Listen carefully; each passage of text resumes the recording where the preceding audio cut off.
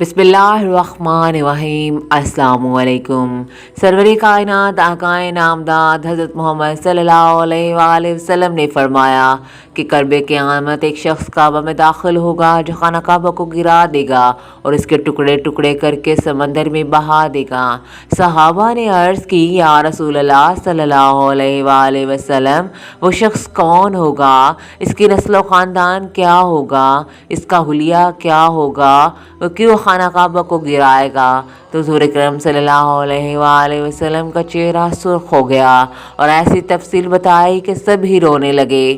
پیارے دوستو، اس واقعہ سے پہلے آپ کو بتاتے چلیں کہ خانہ کعبہ اللہ تعالیٰ کا گھر ہے، اور ظاہر ہے جس کا گھر ہوتا ہے وہی اس کی حفاظت بھی کرتا ہے، لیکن یہ قیامت کی نشانیوں میں سے ایک نشانی ہے کہ ایک شخص خانہ کعبہ کو گرائے گا۔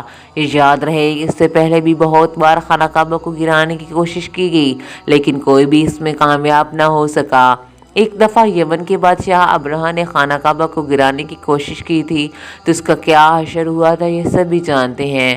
حضرت محمد صلی اللہ علیہ وآلہ وسلم کی پیدائش سے 25 دن پہلے یمن کا بادشاہ ابرہہ ہاتھیوں کی فوج لے کر خانہ کعبہ ڈھانے کے لیے مکہ پر حملہ آور ہوا تھا۔ اس کا سبب یہ تھا کہ ابرہہ نے یمن کے دارالسلطنت صنعاء میں ایک بہت ہی شاندار اور عالی شان گرجا گھر بنایا تھا، اور یہ کوشش کی کہ عرب کے لوگ بجائے خانہ کعبہ کے یمن آ کر اس گرجا گھر کا حج کریں۔ جب مکہ لوگوں کو یہ معلوم ہوا کہ بلا کنعہ کا ایک شخص غیظ و غضب میں جل بھن کر یمن گیا، وہ وہاں کے گرجا گھر میں پانا خانہ کر کے اس کو نجاست سے لت پت کر دیا۔ جب ابرہہ نے یہ واقعہ سنا تو وہ طیش میں آپے سے باہر ہو کر گیا اور خانہ کعبہ کو ڈھانے کے لیے ہاتھوں کی فوج لے کر مکہ پر حملہ کر دیا، اور اس کی فوج کے اگلے دستہ نے لوگوں کے تمام اونٹوں اور دوسرے مویشیوں کو چھین لیا۔ اس میں 200 یا 400 اونٹ حضرت عبدالمطلب کے بھی تھے۔ حضرت عبدالمطلب کو اس واقعہ سے بڑا رنج پہنچا، چنانچہ آپ اس معاملہ میں گفتگو کرنے کے لیے اس کے لشکر میں تشریف لے گئے۔ جب ابرہہ کو معلوم ہوا کہ قریش کا سردار اس سے ملاقات کرنے کے لیے آیا ہے، تو اس نے آپ کو اپنے خیمہ میں بلا لیا، اور جب حضرت عبدالمطلب کو دیکھا تو ایک بلند قامت رہبردار اور نہایت حسین و جمیل آدمی ہے، ان کی پیشانی پر نور بنوت کا جادو چمک رہا ہے۔ تو صورت دیکھتے ہی ابرہہ مرغوب ہو گیا اور بے اختیار تخت شاہ سے اتر کر آپ کی تعظیم و تکریم کے لیے کھڑا ہو گیا اور اپنے برابر بٹھا کر دریافت کیا۔ کہنے لگا، سردار قریش، یہاں آپ کی تشریف آوری کا کیا مقصد ہے؟ حضرت عبدالمطلب نے جواب دیا، ہمارے اونٹ اور بکریاں وغیرہ جو آپ کے لشکر کے سپاہی ہانک لائے ہیں، ان سب مویشیوں کو ہمارے سپرد کر دیجیے۔ یہ سن کر ابرہہ نے کہا، اے سردار مکہ، میں تو یہ سمجھتا تھا کہ آپ بہت ہی حوصلہ مند اور شاندار آدمی ہیں، مگر آپ نے مجھ سے اپنے اونٹوں کا سوال کر کے میری نظروں میں اپنا وقار کم کر دیا۔ اونٹ اور بکری کی حقیقت ہی کیا ہے؟ میں تو آپ کی کعبہ کو توڑ پھوڑ کر برباد کرنے کے لیے آیا ہوں، لیکن آپ نے اس کے بارے میں کوئی گفتگو نہیں کہی۔ حضرت عبدالمطلب نے کہا، مجھے تو اپنے اونٹوں سے مطلب ہے، کعبہ ہمارا گھر نہیں ہے بلکہ وہ خدا کا گھر ہے، اور وہ خود اپنے گھر کو بچا لے گا، مجھے کعبہ کی ذرا بھی فکر نہیں ہے۔ یہ سن کر ابرہہ اپنی فرعونی لہجے میں کہنے لگا، اے سردار مکہ، سن لیجئے، میں کعبہ کو ڈھا کر اس کی اینٹ سے اینٹ بجا دوں گا اور روئے زمین سے اس کا نام و نشان مٹا دوں گا، کیونکہ مکہ والوں نے میرے گرجا کی بڑی بے حرمتی کی ہے، اس لیے میں اس کا انتقام لینے کے لیے کعبہ کو مسمار کر دینا چاہتا ضروری سمجھتا ہوں۔ اس کی بات سن کر حضرت عبدالمطلب نے کہا، یہ آپ اور خدا کا معاملہ ہے، آپ جانیں اور خدا جانے، میں آپ سے سفارش کرنے والا کون ہوں۔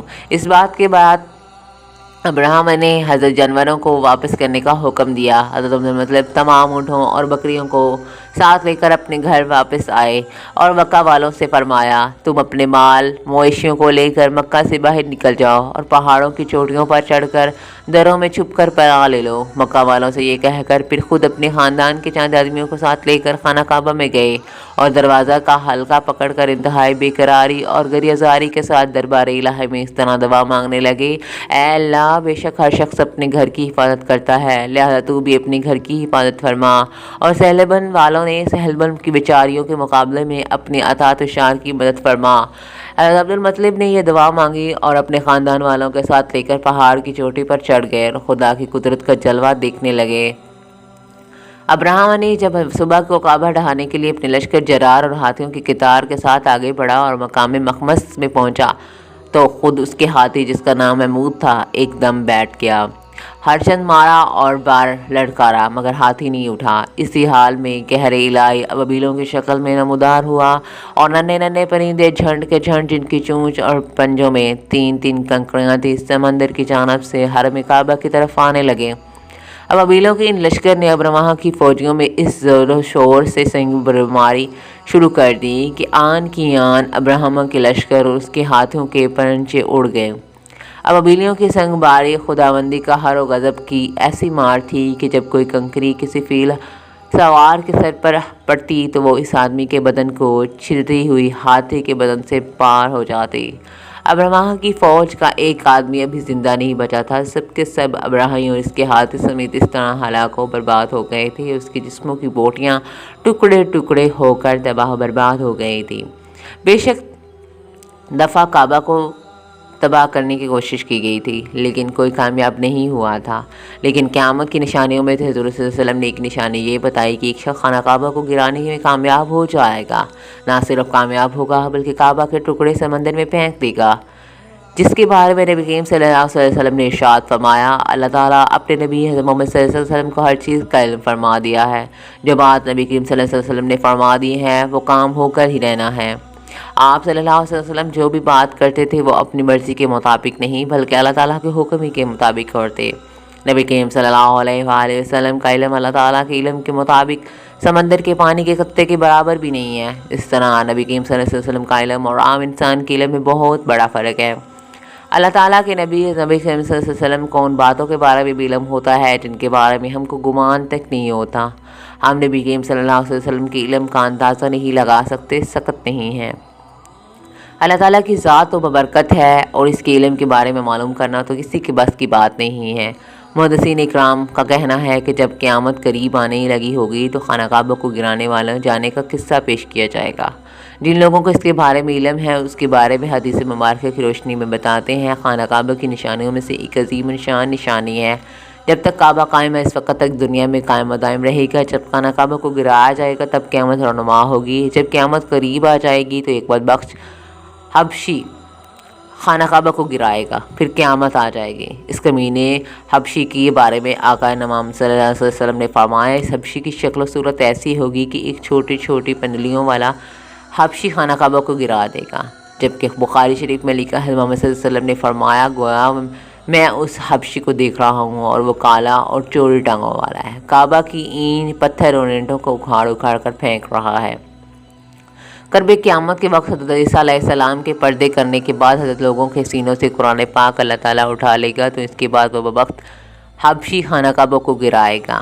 اس حدیث میں حفیظ کا لفظ، اور حفیظ وہ ہے جو اکڑا ہوا چلے یا چلتے میں اس کے دونوں پنجے تو نزدیک رہیں اور دونوں ایڑیوں میں فاصلہ رہے، وہ حبشی مردود وہ قیامت کے قریب کعبہ ڈھائے گا اور وہ اسی شکل کا ہوگا۔ دوسری روایت میں یہ ہے کہ اس کی آنکھیں نیلی، ناک پیلی ہوگی، پیٹ بڑا ہوگا اور اس کے ساتھ وہ لوگ ہوں گے جو کعبہ کا ایک ایک پتھر اکھاڑ ڈالیں گے اور سمندر میں لے کر پھینک دیں گے۔ یہ قیامت کے بالکل نزدیک ہوگا۔ یہاں یہ بات ذہن میں رہے کہ ان قیامت کی نشانیوں سے متعلق روایات میں چند ایک معاملات اور شخصیات کو چھوڑ کر ان کا وقوع پذیر ہونے کا وقت حالات کافی مبہم ہے اور واضح نہیں ہے، اس پر کوئی حتمی رائے نہیں دی جا سکتی۔